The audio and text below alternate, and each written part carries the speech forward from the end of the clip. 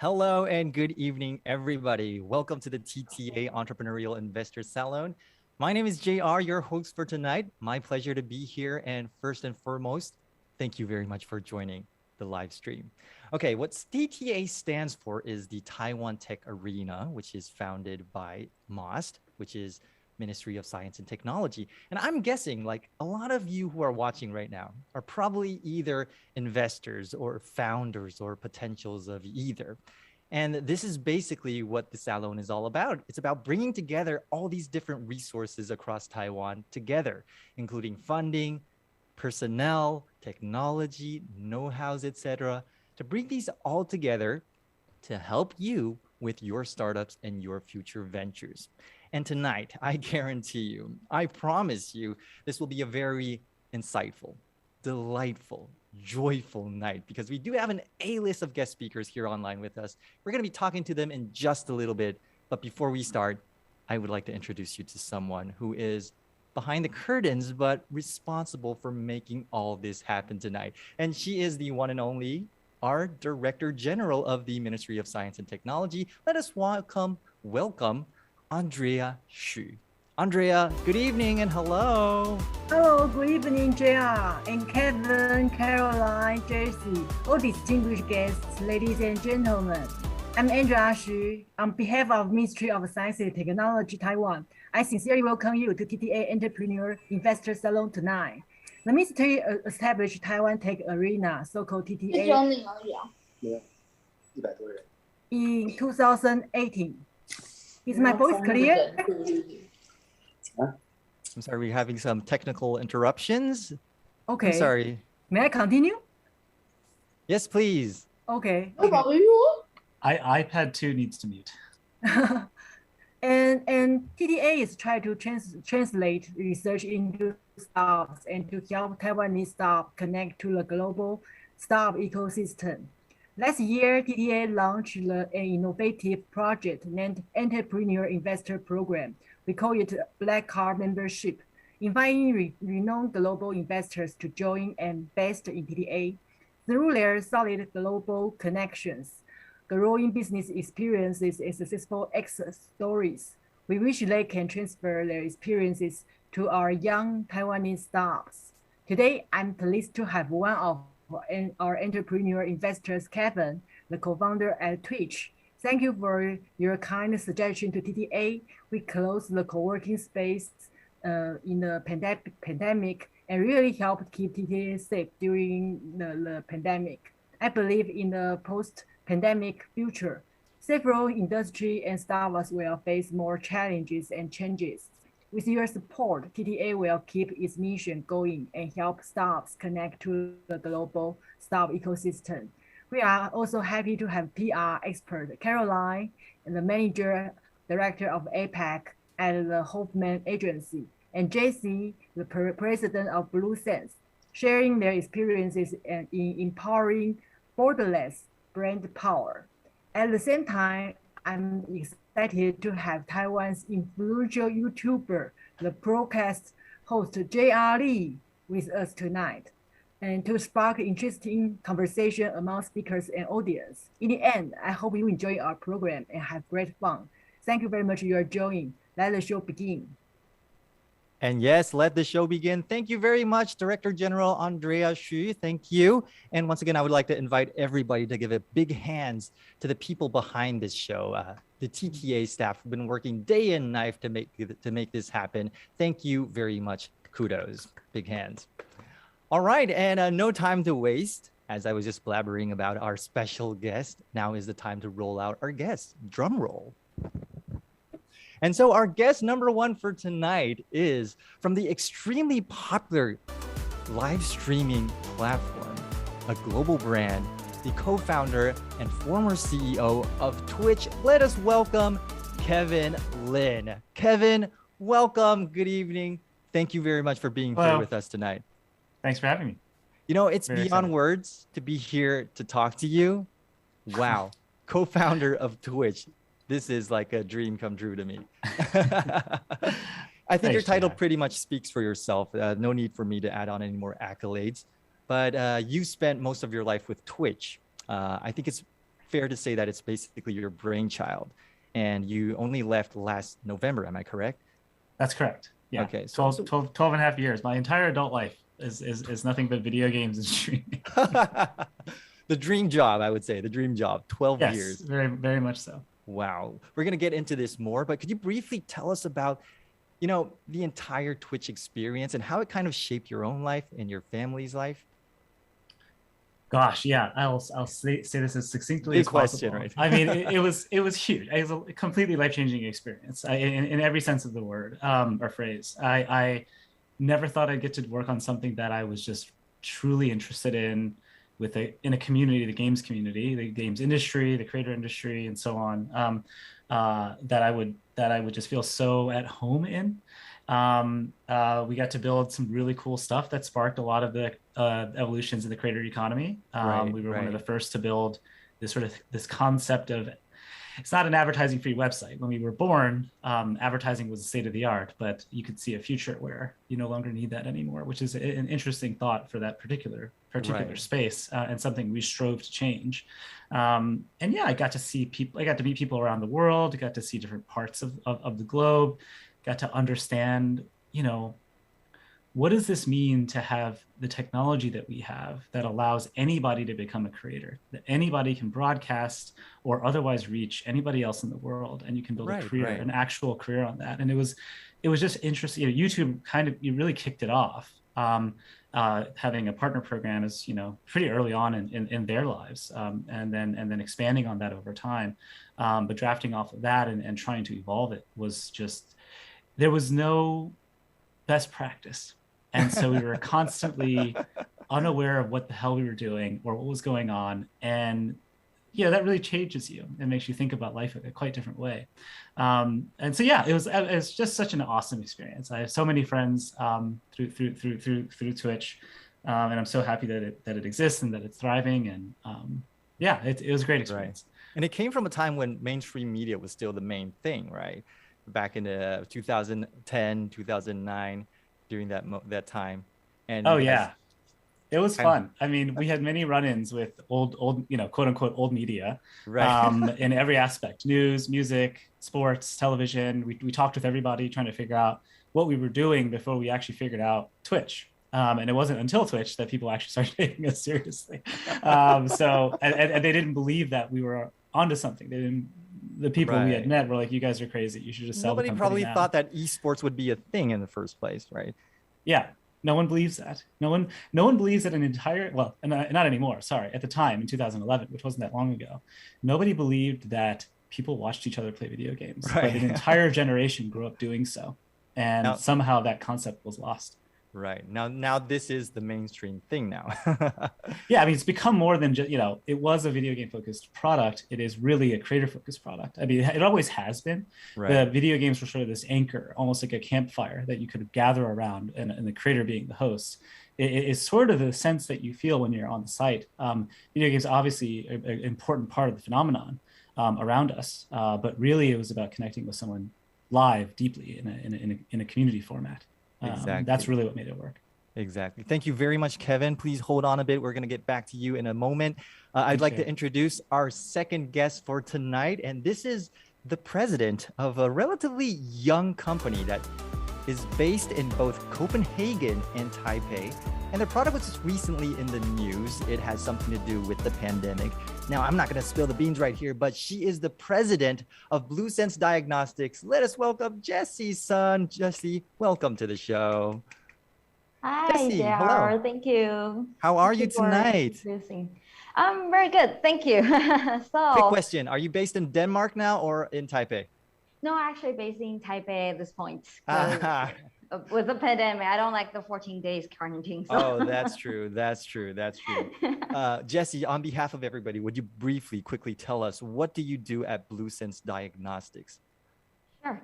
So BluSense Diagnostics, actually, I'm the president of BluSense Biotech, which is located in Taiwan. It's a subsidiary of BluSense Diagnostics. And we found this company in 2014. So what we do, 2014, yeah. So that's 6-7 years ago. Really young company. it is young company, especially for our industry, the biotech sectors. Right. It's very young because you don't be successful till 5 to 10 years at least to be known to people. Right. So what we do is we develop a point of care platform called BluBox. It's a small platform, and that combine using with our cartridge called ViroTrack. It's a disposable one-time use. So the good thing about this is we can use this platform into infectious disease, such as initially focusing dengue. Now we focus, what we've been known is focusing COVID-19. COVID-19, right. Yes. Okay. So the BluBox is actually, the reason we have this is we actually use the strengths of both sides. So Taiwan is actually focusing the hardware and software design of the BluBox. And Denmark is more of a biochemistry part. So we leverage both sides. So the idea of BluBox and ViroTrack, our idea initially was like a coffee machine. So you have BluBox, it's like a coffee machine. And ViroTrack is different flavor of coffee. So if you have different disease, you use different cartridge, but it's on the same platform and same design. So it's very easy to be used by people. And the advantage also is you just require a drop of blood on your fingerprint, and then you get the accuracy as laboratory. Wow. So it's kind of like a small household advice right now. You have it at home. All right, let's test if we have COVID today. Exactly. 6 minutes. You don't have to wait in line. Just 6 minutes test. You don't even need to draw blood. Just fingerprint like diabetes. And you can have the job done with non-professional. Wow. No wonder it was in the news just recently, because it wasn't just until recently, like a few months ago, that the pandemic got serious here in Taiwan, right? We raised to level 3. Currently, it's relieved, but things are still very tense here, I would say. But thank you very much for letting us know more about BluSense Diagnostics. I'll definitely get back to you. I have a lot of questions about your company that I personally want to know. So please hold on right there. And we do have our last guest for tonight. Finally, last but not least, we have from a very famous, renowned public relations corporation, the Hoffman Agency. And we have the Asia Pacific Managing Director, Caroline Xu. Caroline, good evening. Hello. Hello. Nice to see everyone. Quick question. Well, Jessie is based in Taipei. I'm guessing you're based in Hong Kong. Yes, I am for today. How's things going in Hong Kong right now? All good and all vaccinated. Now that's the main point. All vaccinated. That's what's important. That's what keeps everybody safe right here. All right, Caroline. Just on behalf of probably the many people who are not that very familiar with the public relations industry, could you briefly tell us what PR is and what does you do in the PR industry, and probably share some of your very many cases, successful cases? Sounds good. The simple way is just to say, PR, what we do, PR professionals on a day-to-day basis, we really advance and defend the brand and reputation of your company. Okay, and about the brand reputation. Yes. And so, how I like to look at it is great PR people are storytellers. And I think, that's something we could talk about in a little bit. At Hoffman, right, we are an integrated communications consultancy. So not only PR, I believe the future for branding is PR, marketing, digital, everything all together. But we do help B2B and tech companies solve business problems. And some of our experience here includes working with clients like Zoom across APAC. I was just telling Kevin, we actually work with Twitch also. Oh, you do? Yes, we do currently across APAC. And apart from that, I think startups, that's the whole reason why we're here.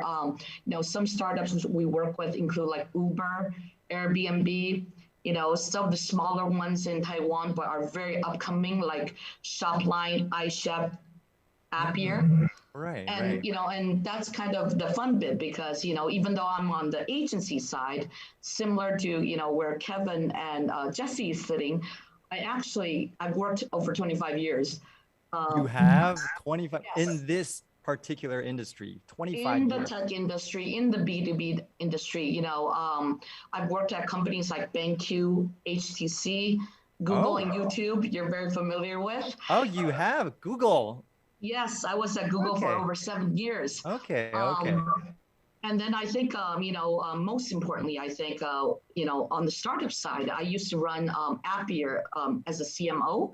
So, taking the brand from Series B to Series D. And, and this year, for some of you, you may know Appier IPO'd in Japan, actually. So, very interesting conversation I think we can have tonight. You have very abundant experience in your field. I can't wait to get to you and ask you some questions about our topics for tonight. But for now, I'm going to ask you to hold a bit because we're going to head on with our Salon right now. Thank you very much, Caroline. All right. And those are our 3 guests for tonight. You have Kevin, you have Caroline, and you have Jessie. This is going to be a fun ride, I'm telling you. But before we start, I would like to briefly mention this, that the Salon tonight will be divided into 2 parts. And during the first part, we're going to be talking about branding and different branding strategies. And during the second part, we're going to be talking about globalization and expanding into foreign markets. All right. Just to make it clear, if you have any questions along the way, please feel free to leave a message down below. We do have TTA staff who are looking close after your questions. They're going to take care of those and they're going to send it to me. So we're going to be able to ask these guests in just a while. But before we start, as we start, I do have one question to begin with, and I would like to direct this to Caroline, actually. Caroline, I think this particularly lies in your field of specialties. This is why I want to ask you this one. There's a lot of talk on the difference between marketing and branding. So can you tell us what is so-called branding and what is probably the difference between marketing and branding? And for startups, a lot of startup founders today, maybe for startups, when is the right time to start developing a branding strategy? Oh, goodness. I hope you have a whole night for me. This is a big topic and one I'm very passionate about. So I'm going to throw a couple concepts out here and then we can have a discussion. I would say, branding, there's a lot of terminology around branding, right? Whether people talk about brand identity, brand values and whatnot. But I feel like, simply put, a brand is what your company stands for.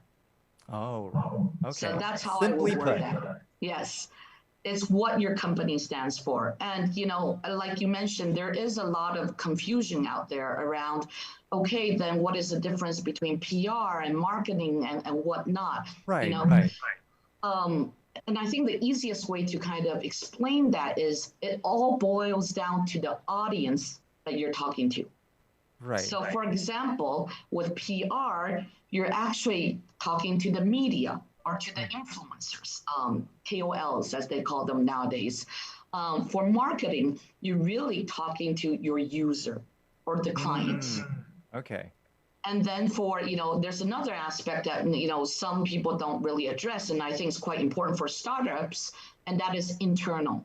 So, your internal employees as the audience, and that is kind of really important when we talk about branding as a whole. So that's my short version. And then to the second part of your question, when is it a good time to start, right? ASAP would be the short answer. And here's my reason, right? You should definitely start on day one because it will help you refine your company's vision and the mission. And it will help you be more clear about the type of people you want to hire or you need to hire. And also, it will help you clarify what is the product you want to create and what are the kind of strategic investors you want to bring in. And I feel like this is why you should get started as soon as possible with building your brand strategy. In short, start from day one, either your marketing strategies, your branding strategies. And the difference between these two are, according to Caroline, is who you're talking to. Is it the users? Is it internal? That's what makes the difference. All right. Here's another question that just came off the top of my head. Does marketing come first or branding come first? I would say branding comes first. Branding comes branding, first. Like I said, is really about what your company stands for. Okay. In that process, you understand what is the kind of company that you want to build, what is the vision and the mission. Then once you have that clarity, you then, can bring in the product and the technology, and build up around that. And then you actually have things to market, to PR, to, tell stories about. And so I think that's where it all begins. So basically what you're telling everybody is that branding is actually telling people, who am I, what I stand for, and marketing is more like the functional tool to sell to you. Okay, that's very clear cut. Thank you very much for clarifying that for, I think, a lot of people who are curious. I was curious personally myself, so that just came off of the top of my head. All right. Thank you very much, Caroline. Very insightful. I think many business startups, especially B2B startups, especially in the tech industry, I have personal friends who are in the process of starting up a business in the tech industry. And from their conversations, I learned that many of these young startups, they tend to focus more on the production side of business. They tend to focus more on the R&D side of business. Not every company, just like Caroline said, has a branding strategy from day one, but which is essential and very important to the business. Not every company knows that. Not every company has that kind of concept. So this is where I would like to continue and pick the minds of Kevin and Jessie. How about let's start with Kevin. Now, Kevin, in your experience with Twitch, when did you start branding and how have you conducted a branding strategy with Twitch?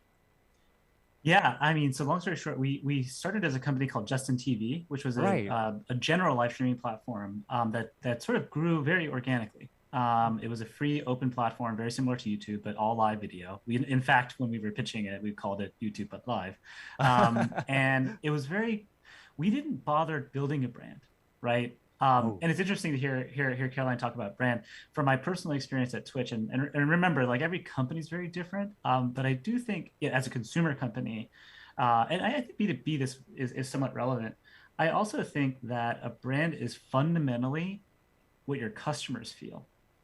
And it's out of your control in many senses. It's not completely out of your control, but you are constantly responding to what it is your customers are telling you about their feelings towards your product or your service or your whatever it is that you offer, your celebrity, your entertainment value, whatever that may be. And more these days, especially as easy as it is to express your opinion online directly to a brand. And so switching to Twitch was an interesting process. We went through many iterations internally for literally 2 months of what our brand could be. And we were very scientific on the one hand and completely unscientific on the other. The scientific side said, we want a brand that's one syllable, that was pronounceable, and that the domain was purchasable. And so one of our engineers actually built a domain crawler to find all the available domains for sale. And we didn't really find anything that was .com. And Justin was just .tv. So we were okay with .tv, but we always had this feeling that .tv, and remember, this was 2008, 2009, and 2010 when we were sort of starting to do the research towards launching Twitch. 2010, we launched a subdomain called gaming.justin.tv. Justin TV Gaming is what the brand was, so to speak. But for us, it was an empty shell that we wanted to fill. We always wanted to change the brand. And a lot of the impetus to that, by the way, a hard decision point here was we could have kept it on Justin TV and maintained our brand that we, frankly, we loved it because it was Justin's crazy idea to stream himself 24/7. Without Justin, there's no Twitch, right? And so we kind of had this we cherished it, but we also knew that the community, as they told us about their feelings towards what we were doing and delivering to them on a product perspective, was we want our own home. We don't want to be associated with another website. We want a place where we as gamers can be.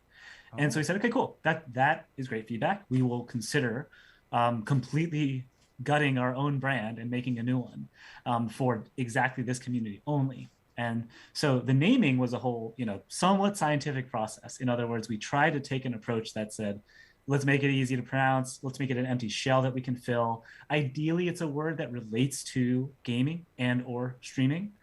We came up with other brands like Battlecast, which was very literal around esports and competition. Very happy we didn't go with that one. because it's not as flexible of a name, so to speak. Right. Right. Too general. Too general. But the reality is most brands are empty shells. And we landed on Twitch. I think someone in the office, as we were having a late night thinking about the brand, someone said, like, what about like fast Twitch muscles? We're like, Twitch, let's see if that's available. And Twitch.tv was available. Twitch.com was not. We called the guy, and the guy was like, Ed from Twitter tried to buy this domain from me years ago. And I said, no. And I said, cool, I don't care. I have $10,000 with your name on it that I will buy. I will send to you tonight on PayPal if you transfer the domain over. And he was like, no, I want like 6 figures. And we're like, okay, cool. Oh. We have $10,000. That's it. We're a startup. And so we didn't get the domain, but we did get Twitch.tv. And so it worked out. But it was a lot, the process of development of the brand, and the purple color was, we wanted a color that was distinct within the games industry. That, in other words, other big brands, Xbox, PlayStation, et cetera, Steam, et cetera, did not use. And so we found purple. We also really like purple. So we were already biased somewhat. I think all of us were already kind of like rooting for purple internally. So we landed on that. But yeah, the brand really evolved because of this customer feedback. Okay, so what you're saying is sometimes, like Caroline just mentioned, that from day one you got to mention to people, hey, this is who I am, what I stand for. But what you're telling us from Twitch's experience is that sometimes it's about you telling people who you are, but in the process, it's also about how people react to you. And sometimes it can be a mutual thing that you and actually your consumers, your clients, are shaping this brand together. Did I get you right? Yeah, it's constant evolution, right? You're right that you make an initial statement, right? This is what we stand for. This is what we're doing. This is our mission. These are our values. This is our vision. This is what we want to build for you, our customer. But then it immediately, especially when it starts to get bigger, really is a feeling. It really is, what do people think and associate when they think of your brand, when they experience your product? Like what is going on in their minds emotionally, which is not something you can control. You can say it as much as you want, but it's really not something you can control. Right. It's more of what the receiving end thinks about it. And Twitch, on the other hand, is a very like two-way platform, unlike other companies probably. This is very open space. This is very two-way communication, I would say. So yes, maybe in this industry, this is more of the way of shaping a brand. It's more like in a mutual way, I would say. It is a very unique product. I admit that. It is a very hyper-vocal community. Yes, I had to hide my excitement before this interview because I just hearing Twitch. Wow, exciting! Thank you very much for your insights on this one. We're gonna get back to more questions on Twitch. I think a lot of people are interested in this live streaming platform. But now I would like to get on to BluSense technology, BluSense Diagnostics, I'm sorry. BluSense, Jessie, it's in the biotech industry. And it's rather young compared to, Twitch. Like Kevin spent 12 years at Twitch. You guys just started for 6 years, 7 years, right? Late 2014. So this from you is going to be relatively up-to-date experience, but how did you develop your branding strategies, and from what stage of the business did you guys start? Actually, we were just out from academic. We were very romantic, and we believe, like we have such a breakthrough technology, and which is true. I still believe in it. But we were very romantic. So in the first day, before even we start up this company, we already said, we're going to change the way how people do testing. We're drawing a lot of blood. We want to do it in the front line, you can be easy, fast, accurate. So we see that vision. So initially, we already have that branding idea from it. Mm-hmm. So we want to, when people see us, we want them to see this is an elegant testing. This is high class innovation. So this is what we want to bring to people. Initially, so we already in our mind have that idea, and it's like, well, how we present this. So we need to start with naming. So the reason we start with BluSense, that's why you call BluSense technology or BluSense biotech, BluSense diagnostic. Everything start with BluSense, and also the testing platform start with blue box. Yeah, everything is blue.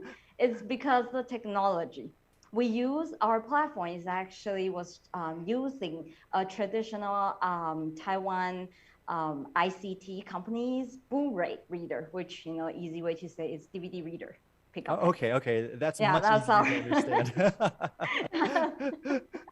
So just don't, yeah, it's very common thing, like when, you know, the pickup had Blu-ray, and then we use this to develop this platform. Oh, okay. Yeah, so that's why, and I was like, we want people to know we are actually using the strengths of, you know, like the strengths of past 20 years of Taiwan to create this into biotech sectors. Right. So Yeah. this is a very specific industry, and it came from a very simple thing: enthusiasm, passion. I think that's what every startup founder has to have, that fire in the heart to begin with, right? Yes. But I'm sorry, I interrupted you. No, it's okay. No, nothing. But instead of fire, you also, in addition to fire, I would say, you also had something irreplaceable, and that is your technology. And that is what kept you like fiery, right? Okay, so it kind of then built on from there, your branding, your strategy, and expanding into different markets. Okay, I definitely have more questions for your multinational team. We're going to get back to you in a bit, but now to Caroline. Now, Caroline, I know from business school, day number one, especially in marketing class, we talk about the 4 Ps, marketing 4 Ps. And to have a clear-cut market positioning is very, very important, but not every company understands the importance of it. So Caroline, could you just to serve as a reminder or as a highlighter again, would you tell us why startups should start branding in early stages of the business, and what are probably the benefits of doing so? Well, very hard to answer long answers. I'm like, let me try to find a way to shorten this if possible, but it is quite hard in the sense that it seems like there's I guess there's something I do want to kind of a myth busting a little bit, right? I feel like, yes, there's a process to that madness, but to, you know, Kevin's point earlier, it is okay to fail fast and reiterate, right? On the product side, it's also the same on the branding side. So it is something that is important to kind of get out there and go through that process. But as you change your product, as you adjust your technology, as you interact with different people and different audiences we're talking about, it is okay to also adjust your branding and your product strategy and your marketing strategy, whatever you want to call that. And I think that is something that, that is important to say out there. Also, since I have this soapbox here, I'm gonna, add on another thing, right? Which is, you want to get started earlier, because I think a lot of founders have this sense that branding is an additional cost. It's an expense.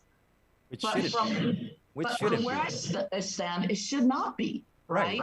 If I see, you should, founders and people in the industry should see it as an operational cost rather than an expense. So for example, do you need to hire your engineers? Yes, you do. Otherwise, you won't have a product. Do you need to build a brand from day one? Yes, you do. So you should see that it's an operational cost investment to, to help you get to the next stage, to help you solve that business problem. And with the right branding strategy, it can do that, right?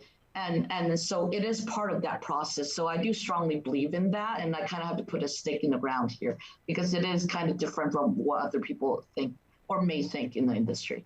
Okay, thank you very much, Caroline. So as Caroline just echoed Kevin's opinions, certainly you have to have a branding strategy from day one, but it's okay. And it's probably necessary to adjust along the way, right? And for early young startups, it's a lot of people see branding as not a very necessary part of the business, but it is actually like your operational cost. It is essential. It is necessary. Yes. It is not something that you can neglect. I think that's very important, because it's the same thing in many things. Like if you're doing life planning, you have to have a clear image of what my life is going to be like. What am I going to be when I'm 70 or 80 years old? What am I going to be? What am I going to accomplish before the day I die?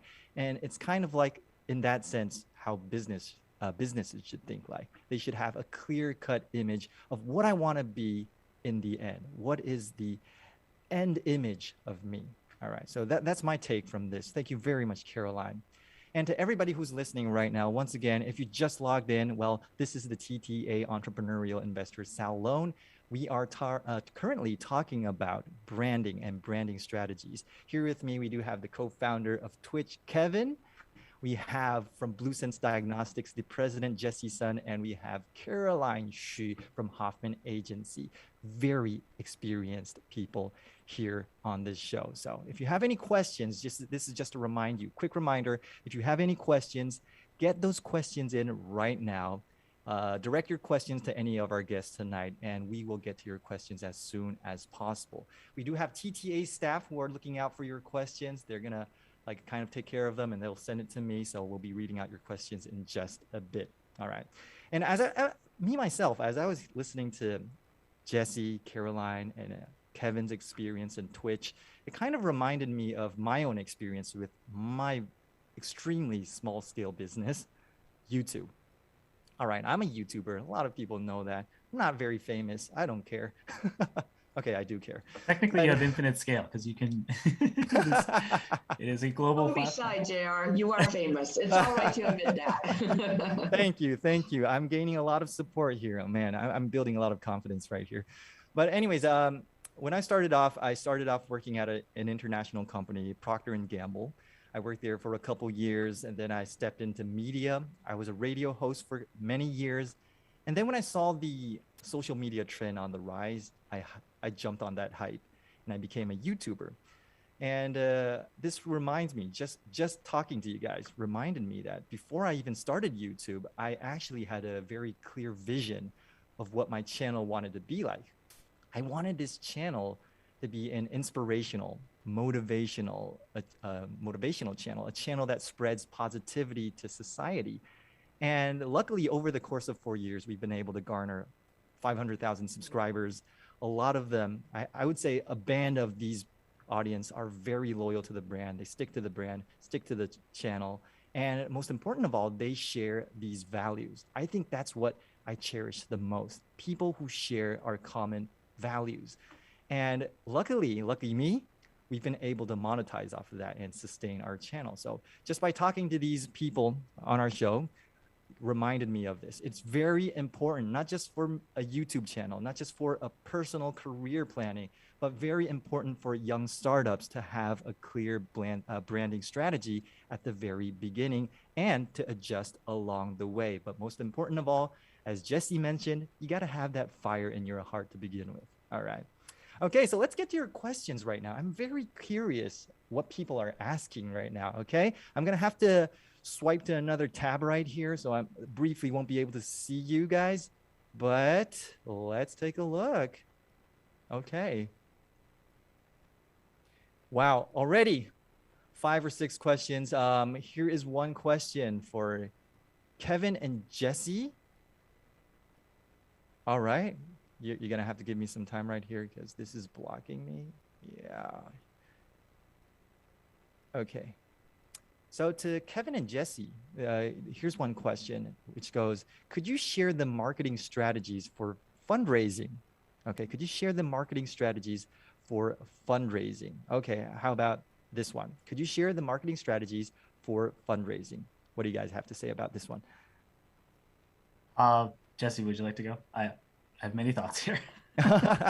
Or me? Okay. Well, yeah, we do fundraising all the time. So the marketing strategy for fundraising, I think it depends on the stage of fundraising. For example, in our field, like if you're in Series A, they look more into your potentials and of course core technology, right?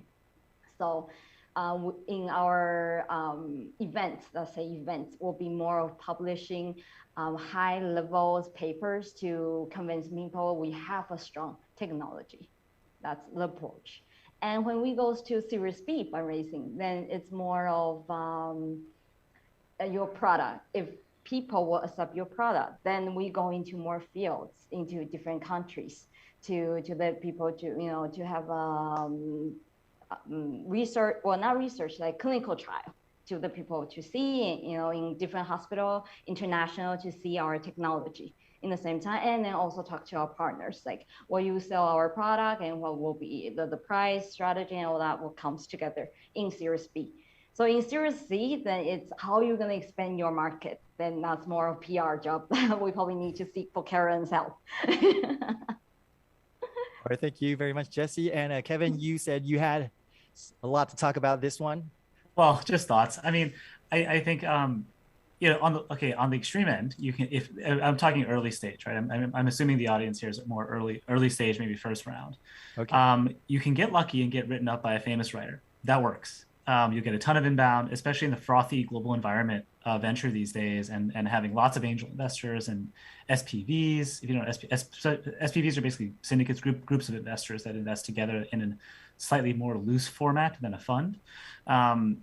I just had some friends that got written up in the New York Times, and they just have constant, like, just an inundation of inbound interest in putting money in, and so that works. It's hard to do that. So a lot of the marketing you need to do, you could try the PR route. That certainly is helpful if you can get it. It is very difficult to do. You definitely want to talk to people who have done it before, or hire a professional, because you got to get that story right. And speaking to investors through PR is very different from speaking to customers. So it does take some skill to mold whatever it is you're doing into something that an investor might have this, this is an interesting idea moment. Aside from that, you know, marketing, word of mouth as a channel that a lot of people don't think about is one of the best. If you can get people to introduce you to investors and get one or two name investors, ideally people who can help you. They don't have to be famous people, but they have some skill, some experience, or some network, whether that's customers or mentors or otherwise, that can help you. That is certainly a tactic that also works. Cold outreach is tough. Going through an accelerator typically helps. Accelerator, you know, especially a big brand name accelerator can help not only introduce you directly, but just brings general stamp of approval. Hey, this is like a team that has been trained on essentially what is a startup, you know, academy or school program, essentially, to like a fast how to survive and not die in business educational system. So those are all rough tactics of how you can approach a funding. Can I tag on to that? I know it's JR and Kevin. I'm gonna still jump in a little bit. How I look at it is this, right? That's all great, I agree. But there can be a strategy around it. So I'm going to approach this from like a marketing strategy, right? Mm-hmm. Which is, this is why you begin with the brand. Because if you're a smaller startup and you're starting with yourself, your brand is yourself. Your brand is Kevin. Your brand is Caroline. And in doing so, that is also a brand without the product. And so going in, right, if you have opportunity after doors open, your depth needs to, the presentation, the story that you're delivering, I think needs to be on point. Therefore, this is why I said from day one, your branding should be clear. You should have an attitude. Second of all, in a negotiation, it's always easier if people come to you first. So what does that mean? That means you surround the person you want to attract with information about your company, your product, or your C-level suite, right? So in modern times, that means what? Make sure you're updating your media channels. So LinkedIn, if you can't get coverage, make sure LinkedIn is up to date and it doesn't look like you're, playing video games at home at 18 years old. It is a little bit of that you can, put into that self-brand image. And then with PR, it does help because whether it's owned, paid, earned, I think it will drive traffic and attention to your LinkedIn. Therefore, phones will ring. And so I feel like there can be a strategy around it. It's just how strategic you want to be. And so, Kevin, sorry, I feel like it's more organic where you're coming from, but my job and my team's job on a day-to-day is to help people build brands. And you need to be strategic, and you need to think, where are the type of investors that I want to work with or invest in my company? Where are they? What do they see? What do they read? Where are they? Let's surround all the mediums that they will take a look at. And that would be my recommendation there. Okay, thank you all. And one quick point that I thought Caroline said was Kevin. very, very critical. It is you. It is not your idea that they're investing in. Yes. For early stage, they're investing in you. So you need to practice your pitch. You need to practice. You need to learn how to pitch. That is very important. In addition to like making sure your LinkedIn and your socials are cleansed, like if you said some dumb shit on the internet, you need to delete that. You need to delete it immediately because they will find it. And that's like very important, really. And so they're investing in you. And so your idea is really just a presentation. Your presentation is really just like have you found a problem that's interesting, that has a big business opportunity? Can you coalesce your thoughts in a way that makes sense to someone who doesn't have a lot of context about what it is you're trying to pitch? And do you have a solution that makes sense? Do you have a good team around you, right? Ideally, you have some pedigree, you have some experience. Of course, not everybody has that. Some people are fresh from college. And so you need to practice the pitch. All this stuff, whether you go the more organic route or whether you go with a big PR blitz, they're all good. Useless if you can't pitch. And many people cannot pitch. Exactly. And so you need to practice. Right. So this is a kind of an integral effort. You have to put all the right pieces together. But one of the main points, probably as Kevin just mentioned, you have to have the ability to persuade people to invest in you. And yes, if you've been speaking some shit in the past, well, you'd better delete it. We have many cases like movie directors or movie stars saying stuff in the past and being dug out. That's not good for you. That's not good PR, by the way. All right, I'm going to leave this right here because we're kind of short of time, but there's so much to cover tonight. And I think this is where we go on to the second part of this salon. And the second part is where we talk about, this is a very, very interesting topic that I want to dabble on. This is about globalization and expanding into foreign markets. I know a lot of young startups here in Taiwan have the ambition to go global, or even if they want to stay local. We're going to cover this right now. Now, Kevin, from your point of view, I want your take on this one, because Twitch is a huge global brand, needless to say, right? And as you mentioned, it started off as Justin TV in 2008. And 3 years later, you guys split the company into 2011. There came Twitch, and you joined Twitch, right? I'm probably guessing Justin TV, as you said, was more, it wasn't really like global focused. It was probably more US market focused, right? It was maybe more organic. Yeah, it was really, I mean, like most platforms like this, it just kind of gets, it just ends up, people find it, latch onto it, community starts to grow one node at a time. Right. We it certainly just came naturally. Kind of, yeah. I mean, we the whole site was in English. We did, this is a lesson learned. We did have a volunteer translation system that people could submit translations and vote on like what the translations were for all the strings on the site.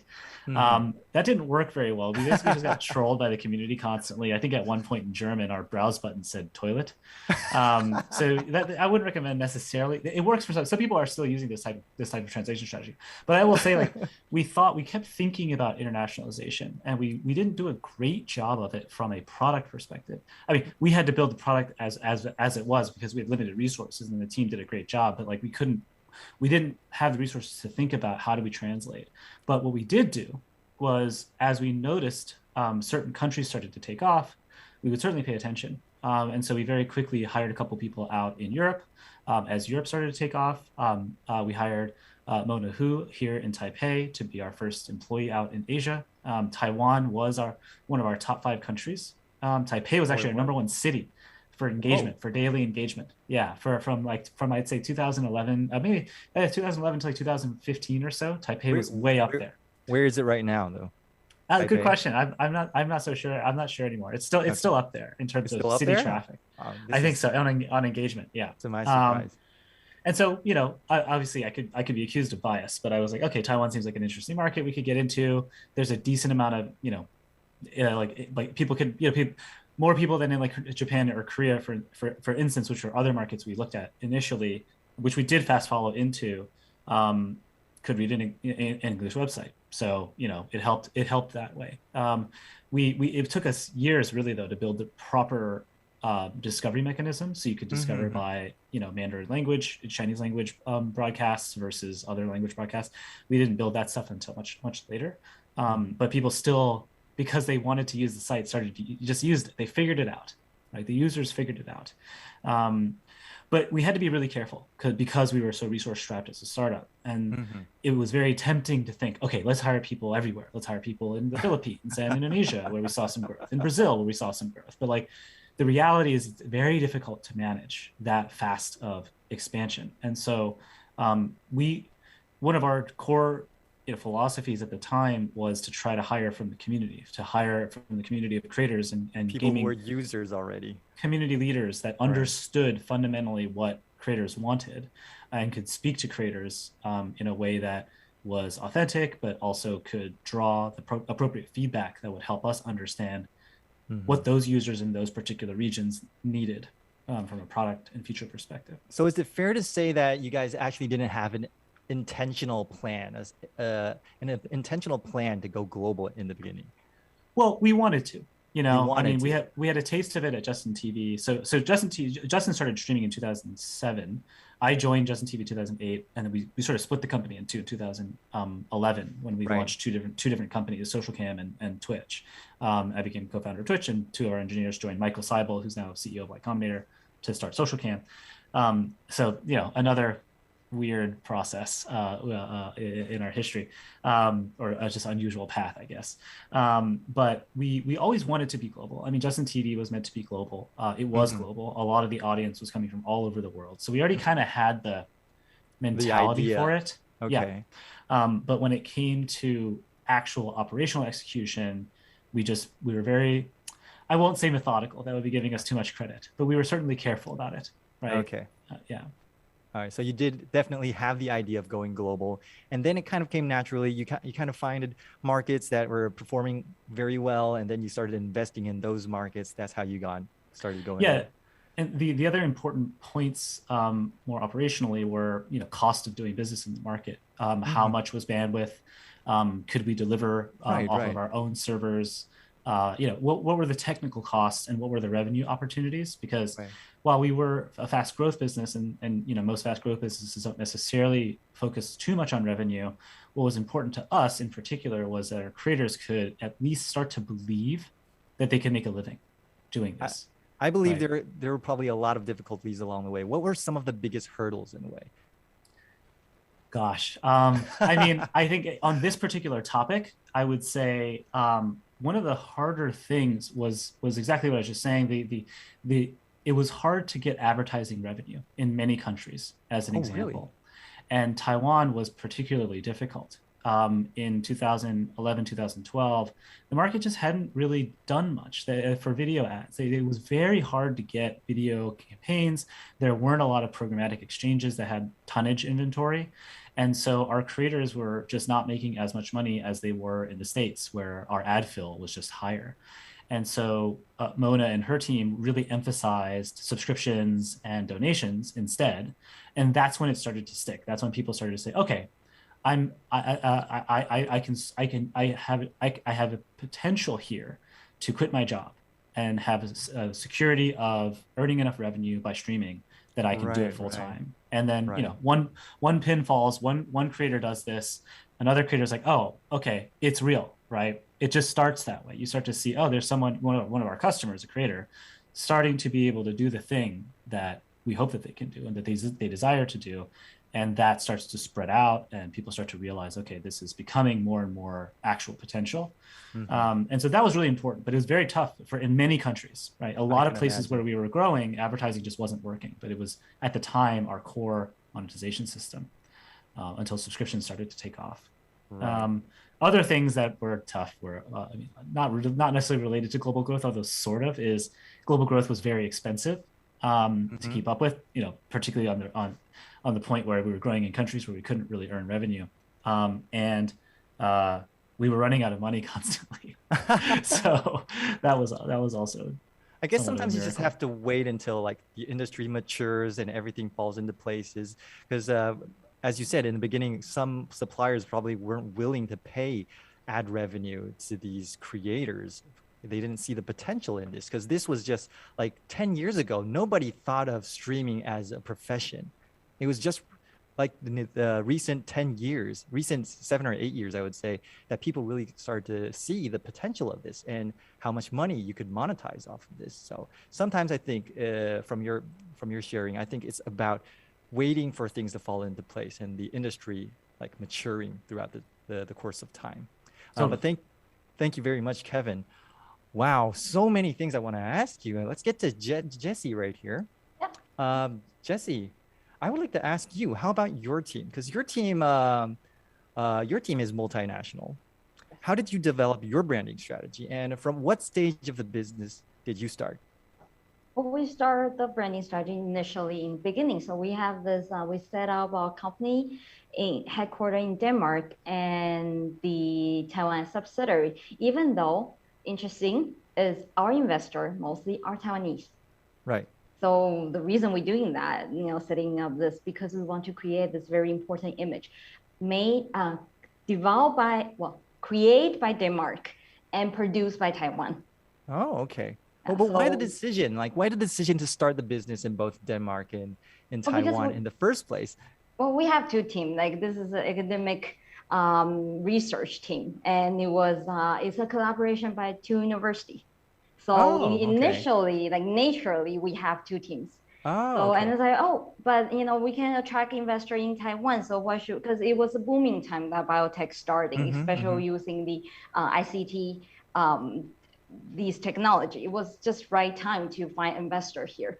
So but we want to keep our value. There is a couple business decisions. That's why we set up as two places. Like it could be Taiwan headquartered and then Denmark, subsidiary, but we want to do it the other way around because business-wise, first is you have better branding name. People see you as high tech. Like how you see BMW or Mercedes or whatever it could be. You're a foreign brand, an international brand. To infectious disease, it gives you a high value.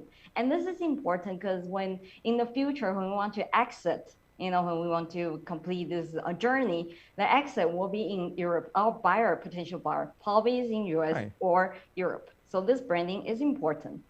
And second of all, we did a research. There are a lot of startup grants in Europe. We can leverage the grant in European Union, which I think in my recall, like when we started company till now, at least we received 6 million euro from European Union. And that's a free marketing as well. It creates the image exactly what we want. Like high tech and the technology was a breakthrough and was approved by European Union. Not just Taiwan, but globally.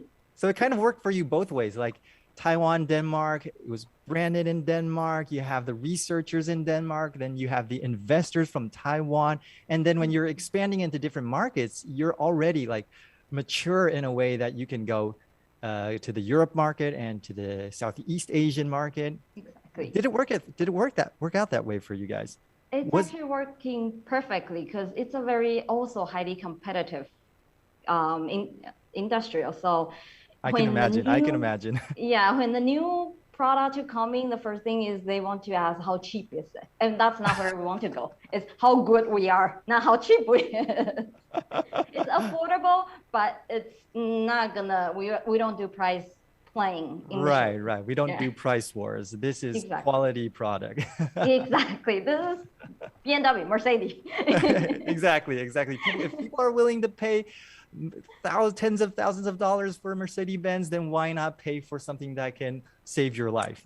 How about that? But can I ask you, just like I asked Kevin, what was the biggest challenge that you faced in a multinational team? Well, I think the communication, it's really the tough road to go, And I'm guessing probably not language-wise. Not language-wise, culture-wise. We have like at least 20 nations employees in our company. What? I thought there were 2. No, it's not just Taiwan. Even Taiwan, we hire some people from other countries. And in Denmark, especially, because it's a European Union. So you have people from Germany, you have people from, Switzerland and everywhere, like too many. How did you overcome this? Though? Well, it just takes cultural differences. longer. I just say we work longer to just, to complete. Well, Communicate. we want to spark all this talent, right? So we need to hear all the voice when we make a decision, but that takes long time. And it's also in the same time, it's hard. We need to work fast because our shareholder is not as patient, right? It's already a long road. They need to wait. I can totally imagine. Yeah. Like I have friends that are not from Taiwan. We take long time to communicate too. Sometimes it's just the cultural differences. It's about the Exactly. Yeah. Thank you very much for your opinion on this one. Caroline, I'd like to hear your take from this. I know you're a consultant for various companies, a lot of companies. Yes. Very experienced. What are some of the situations that young startups are most likely to face, and what is your advice to them, according to your experience? Oh, there's a lot. A sigh before every answer. Yeah, You have like, so much to say. Yes, I have so much to say, and I think it's very difficult to kind of answer some of these questions. But I would say that, there's kind of two things. One is I really feel like kind of juggling that how you do kind of the own, the paid, and the earned. So whether putting in layman's terms, when do you use PR, when do you use marketing, when do you pay for advertising, things like that. And I think, how you assemble those tools, if you will, I think that's something that is rather difficult for startups. But another one, I would say is also, Jessie and Kevin touched upon this, I think is, in the very beginning, it is almost also has to do with the naming of a company or product. Oh, it starts from there. I think it starts from there. And a common problem I see, especially if you're talking about branding, right, or marketing, is if you can't even remember the name of a company or a product, or then what's the point? Well, that's true. That's very true. That's very right. true. So BluSense, I can pronounce it. Twitch, I can pronounce it. So I mean, just starting there, right? Let's just be clear. A company and a product brand, it should be memorable. Number one. Number two, it should be easy to pronounce. If you can't even pronounce it, take into account not everyone speaks English, not everyone speaks Chinese or Danish or whatnot. So how global is it, right? Can you pronounce it? Right. That's with true. An accent, can we pronounce that? And that is important to, as part of that, if you're thinking about one day you may need or want to go global, go to markets outside of your own home market, your name of the product or brand should be able to transcend borders. So apart from being memorable and being able to pronounce it, I think you need to also think about nuances.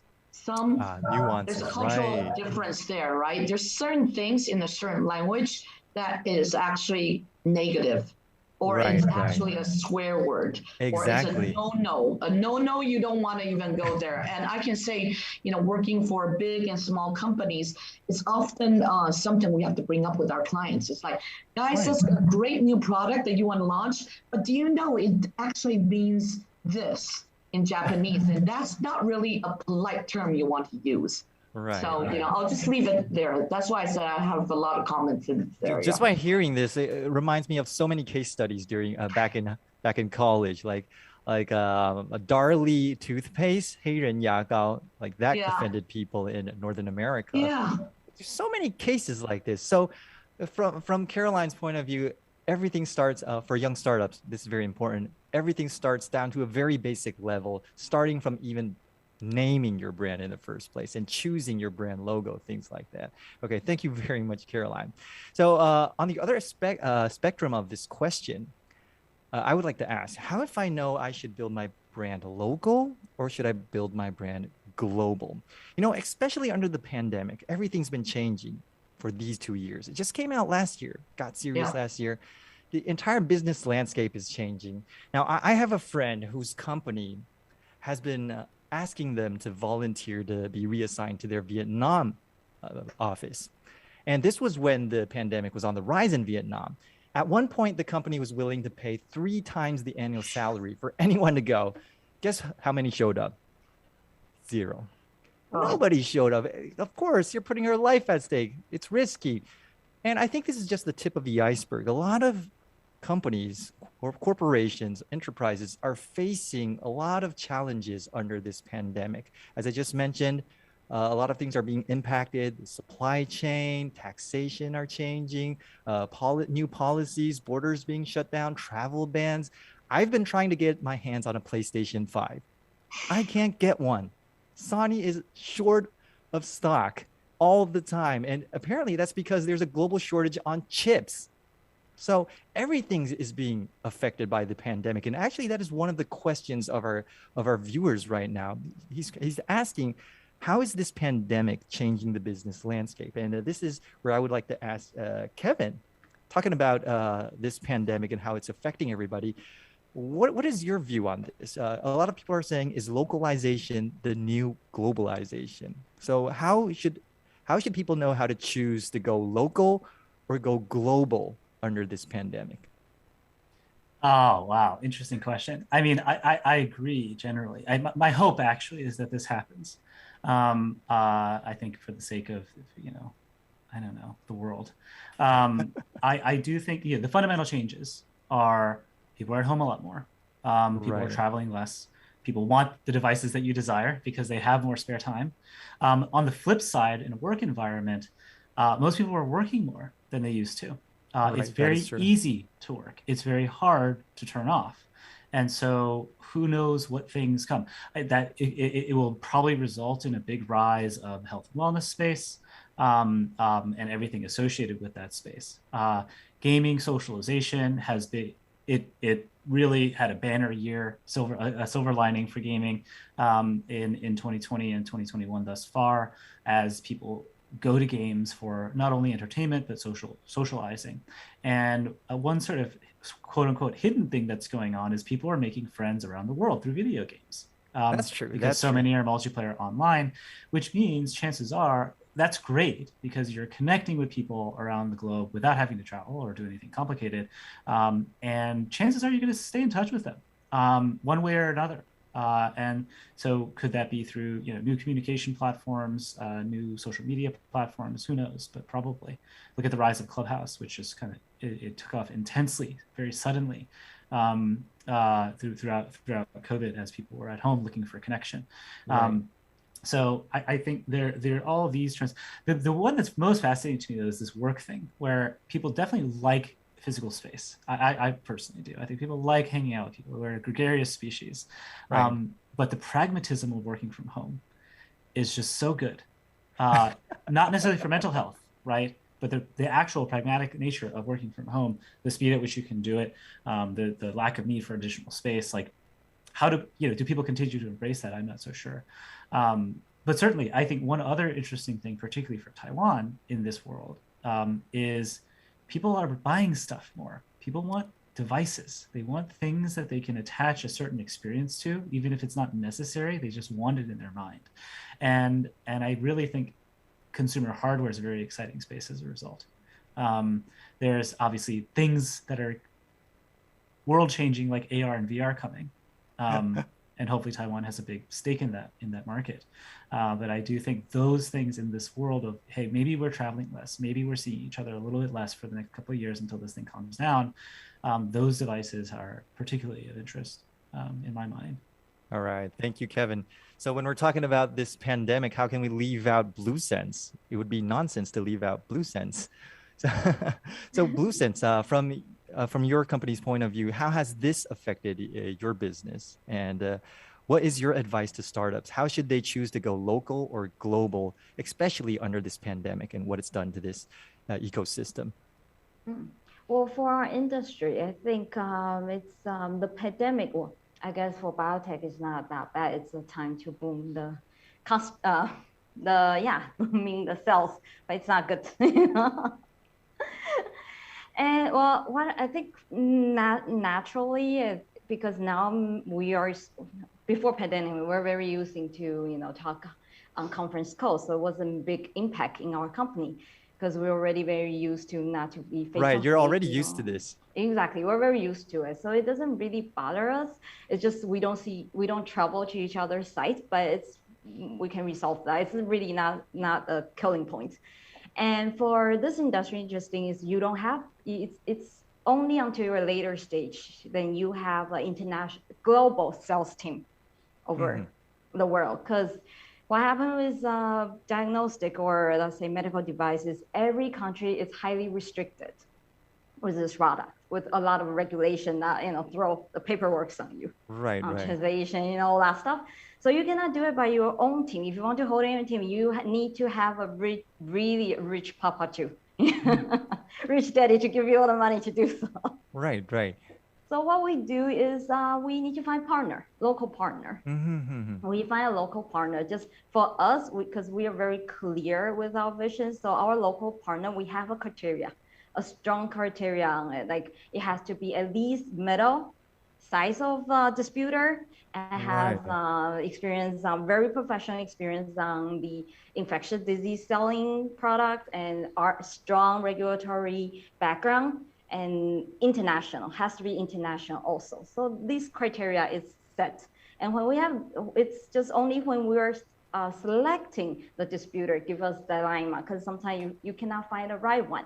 And you feel like, what should I do? Should I lower down my criteria or to accept it, or should I stick with my criteria? In general, in our company, we just stick with it. We can hold, but we need to find the right one to represent us, because once we enter, they represent BluSense and they represent our brand. Right, exactly. So from your point of view, actually, you're already a multinational team, so this couldn't affect you that much. But in terms of expanding into different markets, different areas have different regulations.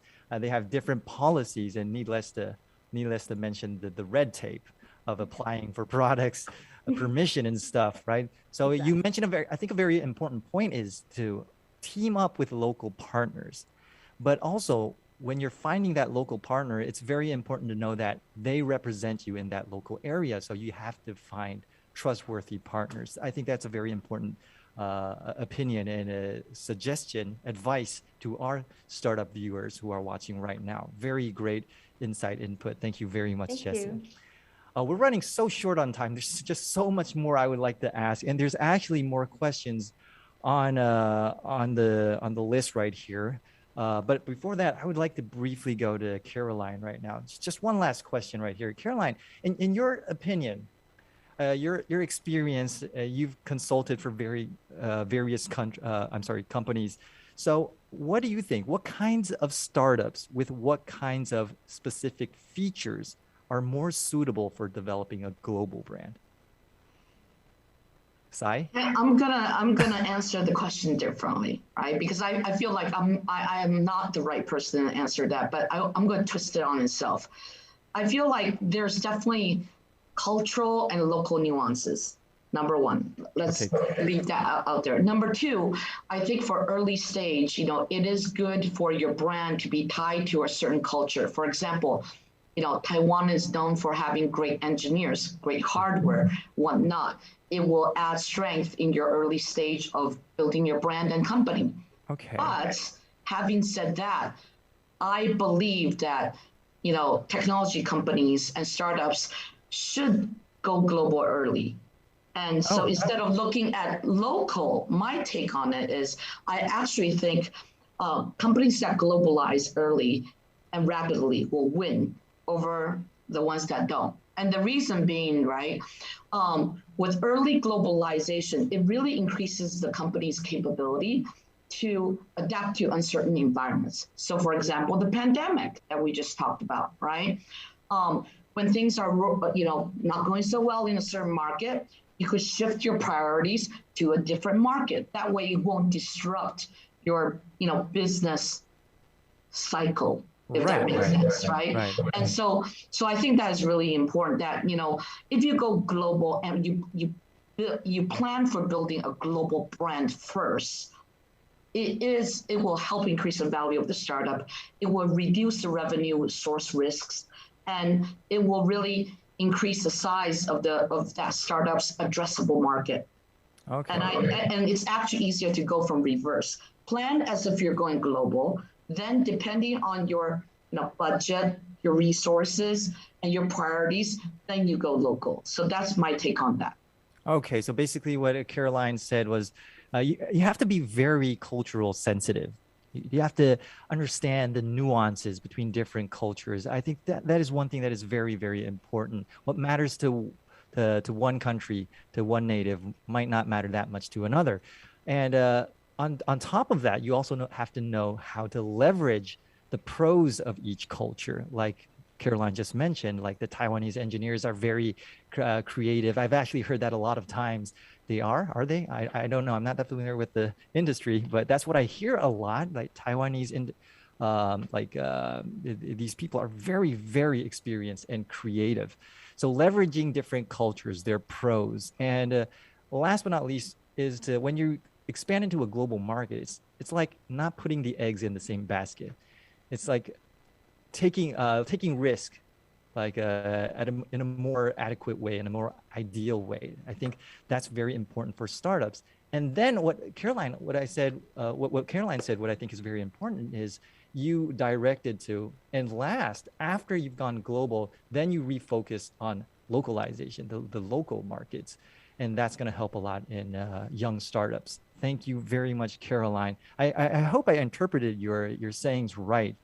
If there's anything you would like to add on, now is the perfect time. I'm sorry? Sorry, yes, and no, in the sense that there's caveats, right? It is based around resource planning. I do want to make sure, I do understand that side of the business, but in terms of branding perspective, it's always easier to go global and then go local. Okay, global and then go local. All right. Last, we are out of questions right here, but there is one in particular that I would like to answer. This one is, okay, here it goes. I'm going to ask all three of you. So one of our viewers just asked, who should be involved when a team is figuring out their brand strategy? I'm going to repeat that again. Who should be involved when a team is figuring out their brand strategy? And there's more. This person also says, every single team member, or specifically which roles?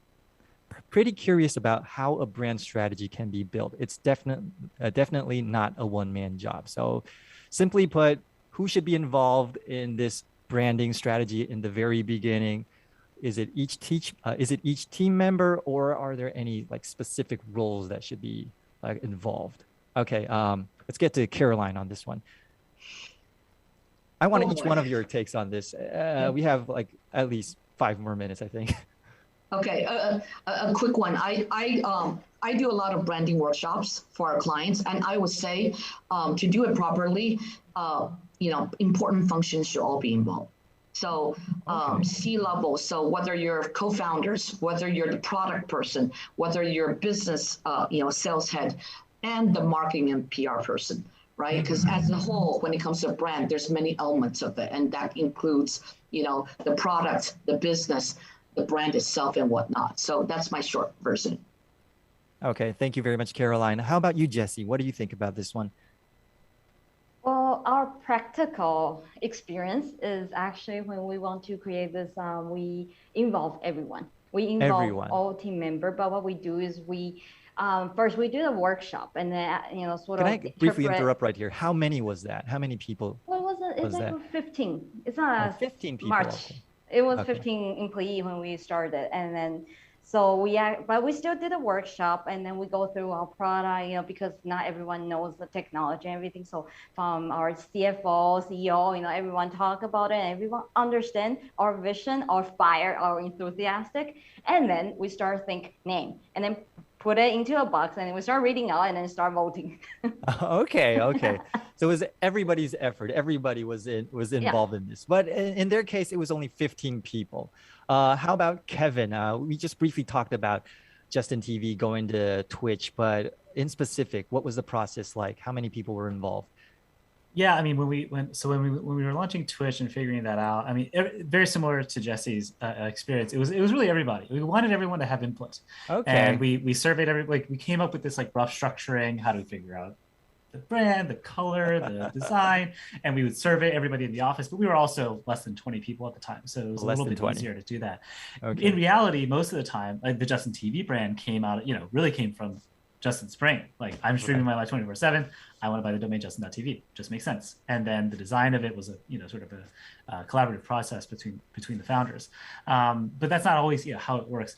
I think in most cases, as founders, I realized I said something unclear earlier about brand. It's it starts as the thing you are projecting to the world, the problem you want to solve, what you stand for, why it's important to you, and the brand is your interface with your customers. Right. At some point, the customers take the brand, and now it's in their head, right? Disney, Amazon, right? Amazon, Earth's most customer-centric company.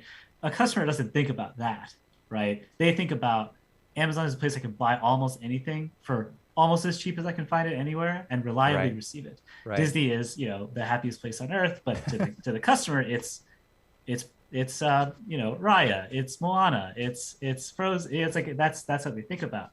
And so in a sense, your ability to control that relationship is sort of decoupled from your brand in a way, the way you think about it. However, the brand is the thing you need to obsess with almost the most. It is your hand held out for your customers to shake and trust, right? That is the consistency you need to bring, the reliability of the product. In cases like ours at Twitch, from a creator and customer standpoint, community standpoint, it was the belief that this could be a safe place for you to build community. Right. And so in that sense, that is what we were obsessed with. And but we really wanted everyone involved.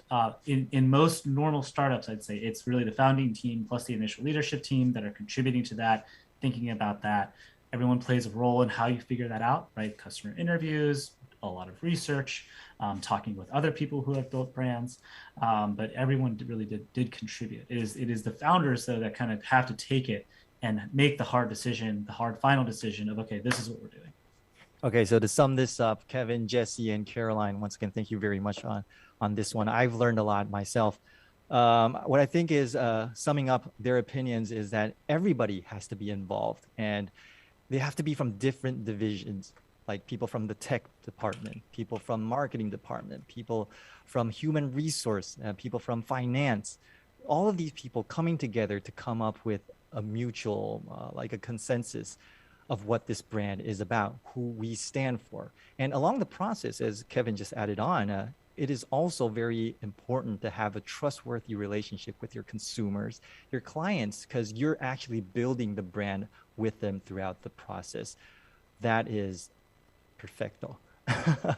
I've learned a lot. I believe our viewers learned a lot. I want to say once again, thank you very much, everybody. Let's give Kevin, Jessie, and Caroline a big hand tonight. Thank you so much for giving us such a pleasant night. Very educational, insightful. I hope you have a good night. I hope you had a good time today too. And hey, thanks, JR. No thanks, problem. everyone. No problem. Thanks, Caroline. And that is about it for this session tonight. Once again, I want to say thank you to the TTA staff and the people who are watching right now. On behalf of the TTA staff, thank you very much for participating on this live stream. And you can always catch it up on YouTube as well. Don't forget, the TTA Entrepreneurial Salon is every other month. That means the next session is in October. We will be seeing you then. Until then, good night and goodbye. Lights out. Peace.